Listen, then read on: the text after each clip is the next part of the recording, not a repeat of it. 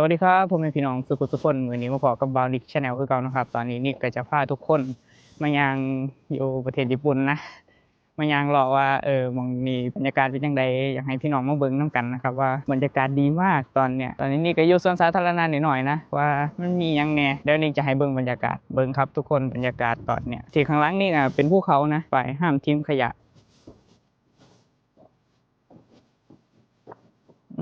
เขาเขียนไว้ยังไง นี่การบ่ออกครับทุกคนมีคนเขากำลังจะไปเรียนนะ ที่ข้างหน้านี้เป็นสวนสาธารณะที่ไปมาก็ได้เด้อครับมานั่งพักกินเบียร์หรือว่ามานั่งชิวๆเบิ่งวิวสวยๆงามๆเป็นภูเขาอยู่ทางพุทธนี่ก็ประมาณ4 โมงแลงครับหนาวๆเนี่ยน้อยหนึงเด้อตะกี้นะนิกมาญี่ปุ่นครั้งแรกอะมาแบบว่ามาย่างแถวนี้ล่ะแต่ว่าบ่ได้ถ่ายให้พี่น้องเบิ่งเพราะว่านิกบ่ทันได้เฮ็ด YouTube นะนี่เป็นคลิปแรกที่นิกพาทุกคนมาเที่ยวอยู่ญี่ปุ่นนี่ก็ฤดูหนาว ดีดีดีดีดีมองได้บ่ดีเลยตะกี้อ่ะมันมีน้ำครับเนี่ยมองนี่ทุกคนเดี๋ยวนี้จะให้เบิ่งเนี่ยเป็นหินเนี่ยตะกี้มันมีน้ำแล้วก็มีปลานะตอนเนี้ยแห้งแล้วก็คือฤดูหนาวอ่ะมันมักแห้งโอ้ต้นไม้ก็จักต้นอีหยังนะบ่จักคือกันครับมื้อนี้นี่จะพาทุกคนมาชิวๆสบายๆบ่มีหยังเฮ็ดก็เลยมานั่งเล่นอยู่แถวนี้ครับนี่ก็เป็นต้นนี่ก็บ่แน่ใจนะว่าเขาปลูกหยังน่าจะเป็นองุ่นมั้งเฮ็ดเป็นชั้นแนวนี้แบบ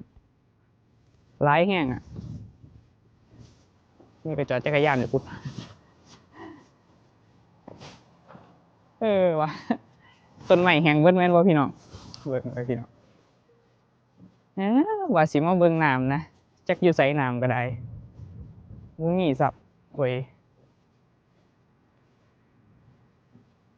น้ำก็บ่มีครับทุกคนนี่เป็นศาลากลางประเรียนมั้ง นี่เป็นศาลานะศาลาไว้นั่งชิวๆนั่งหม้องนี้ก็ได้อะ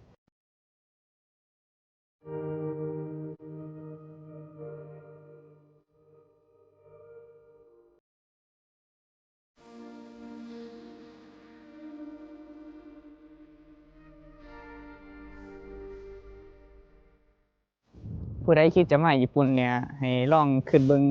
ดีๆเด้อครับเรทเงินบ่ค่อยดีปานใดช่วงนี้เรทเงิน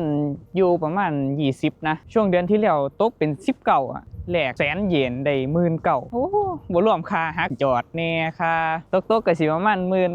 19,000นี่ล่ะหักไปเลย1,000อืม